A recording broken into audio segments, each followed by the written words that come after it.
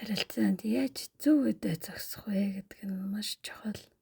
Заримдаа бид хэн нэгэн хүнд ямар нэгэн зүйлийг баталж, нотолж, ойлгуулахгүйгээр зүгээр л чимээг болох, зогсох, дуугаа болох нь илүү чухал байдаг.